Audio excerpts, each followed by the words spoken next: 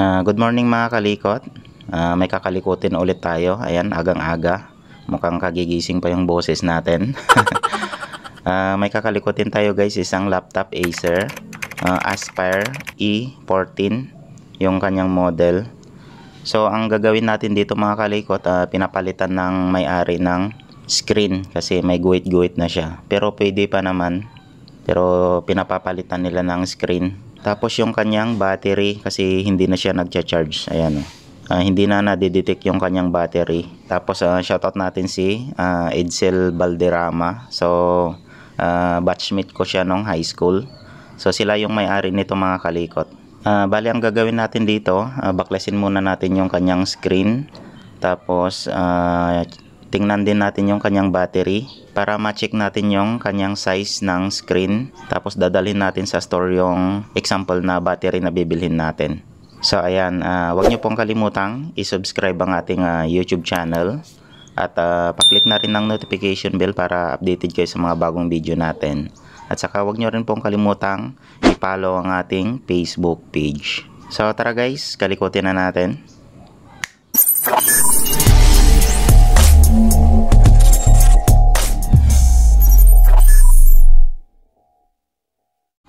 Off muna natin mga kalikot.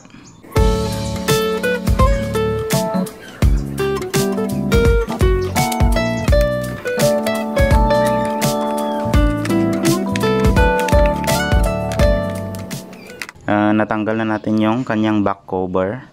Yan. Sobrang dumi niya mga kalikot oh. So linisin muna natin. Ayan oh. Tapos tanggalin natin itong kanyang battery. Kasi ito yung kukunin nating sample. Ayan. Natanggal na natin yung kanyang battery. Nalinisan na rin natin yung loob ng laptop. Babaklasin na lang natin guys yung kanyang screen.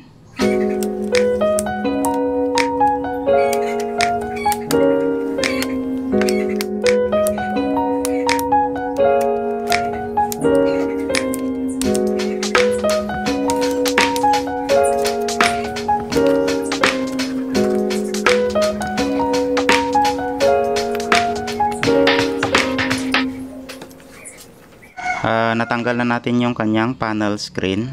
Ayan, ito yung dadalhin natin na example. So titingnan lang naman nila dito yung size niya. Tapos yung kanyang battery, ayan, natanggal na rin natin. So update ko na lang kayo mga kalikot kapag may nahanap na tayong mga parts nito. The next day. Update tayo mga kalikot dito sa ginagawa nating laptop na Acer Aspire E14. Nakabili na tayo mga kalikot ng kanyang screen. Ayun, may bonus pa tayo, nakakuha tayo ng kanyang paglagyan. So ito na yung paglagyan natin kapag bumibili tayo ng screen ng mga laptop.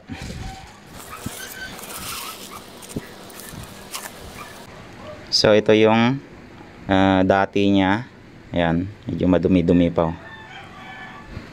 Tapos ito naman yung bagong bili natin. Ayan, may ikon pa siya oh. Plastic. Tingnan nyo lang mga kalikot kung same sila ng socket kapag bumibili kayo. Tapos yung mga lagayan ng screw. Yan. So kailangan same sila. Tapos syempre same yung laki. Ikakabit na natin siya mga kalikot. Una mga kalikot, kabit muna natin yung kanyang signal.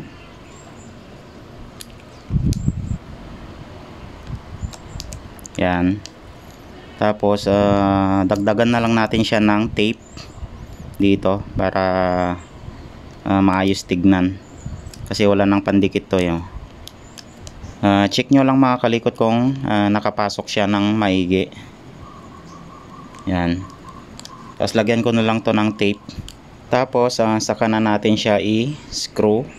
So dandahanin lang natin, baka mabasag natin.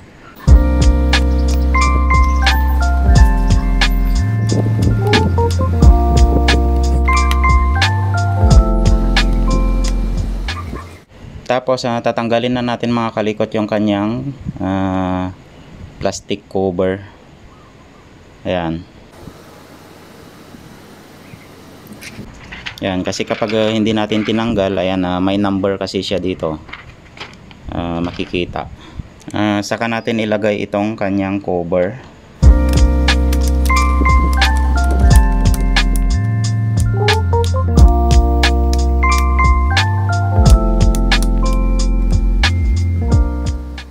Pinapacheck rin ng may-ari kung okay yung kanyang speaker. Ayan na nga, parang expired na yung mga rubber niya dito sa gilid. Yan, basag daw yung kanyang tunog. So try natin na maghanap sa online.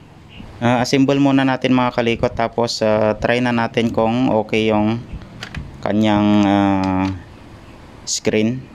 A few moments later. Na-assemble na natin. Try na natin siya mga kalikot.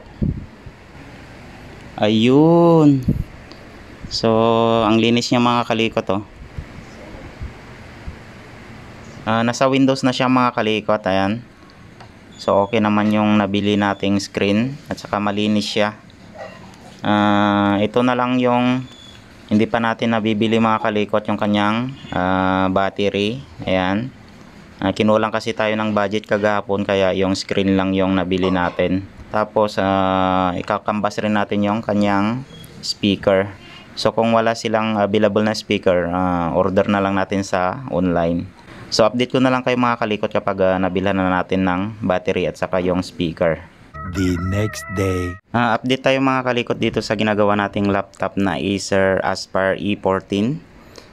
Bali na palitan na natin siya kagapon ng kanyang screen. Tapos ngayon guys, may nakuha na rin tayong battery niya. Kasi ito guys, hindi na siya na-detect. So ito na yung bago niya. Ayan.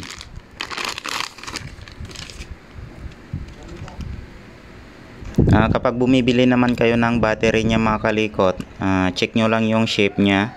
Tapos kailangan same din ng laki or lapad ng socket niya. Ito.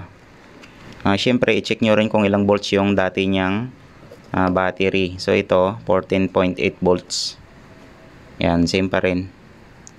At saka makikita nyo naman yan. Tapos itong code niya, ayan, oh. Tapos yung shape niya, hindi natin to malalagay dito kapag iba yung shape niya. So yan lang yung titingnan natin mga kalikot. Bali kabit na natin siya. Kaso wala tayong nahanap na speaker. So siguro sa online mayroon naman siguro. So sabi naman ng may-ari, saka na lang daw itong speaker niya. Doon kasi sa pinagbilan natin ng battery at saka doon sa kanyang screen, wala silang available na speaker. So sabi naman ng may-ari, saka na lang daw. Kasi kailangan na ng anak niya yung laptop. So bali assemble na lang natin itong bagong battery niya. Tapos check natin kung nadidetect niya na. Kasi yung dati niya mga kalikot, hindi na to nadidetect.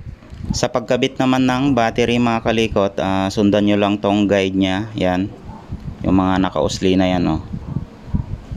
So kailangan tumapat din siya dito sa mga guide niya. So nakaganyan siya. Ayan. And then ilagay na natin tong socket ng kanyang battery. Kung paano yung position ng dating battery niya, ganun rin yung pagkakabit natin mga kalikot. Nakabit na natin. So takpan na natin siya mga kalikot.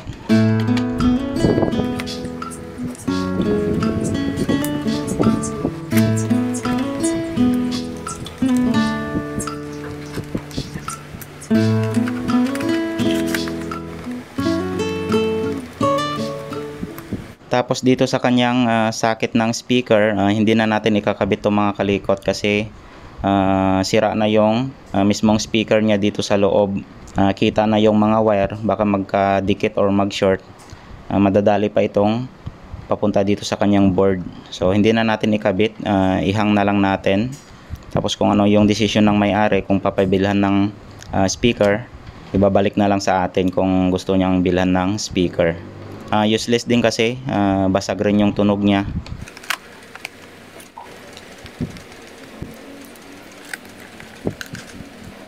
Subukan na natin siya mga kalikot. Ayan, ang linis ng screen, no? Try na natin. Ayun, so hindi nakasalpak yung kanyang charger. Mismong battery niya na yung nagsusupply sa kanya. So ibig sabihin okay yung battery na nilagay natin mga kalikot. Ayan, so okay na siya. Okay lahat ng mga kinabit natin mga kalikot, yung mismong screen niya at saka yung battery. So buti may nahanap tayong mga parts niya. Ayan, nasa desktop na siya mga kalikot. Check natin kung nadidetect niya na yung kanyang or yung bagong battery. Ayan, so 42% remaining na lang. So ibig sabihin guys, nadetect niya na yung battery. So yung dati niya kasi naka-X na. So okay na yung battery.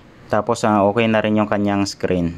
So ganun lang mga kalikot yung ginawa natin. So sana nasundan nyo yung kung paano tayo nagpalit ng screen at saka yung battery. So madali lang kapag nabuksan nyo na yung isang laptop. So pwede na natin ibigay sa may-ari. So maraming salamat guys sa panonood ng mga video natin. Huwag nyo pong kalimutang i-subscribe ang ating YouTube channel.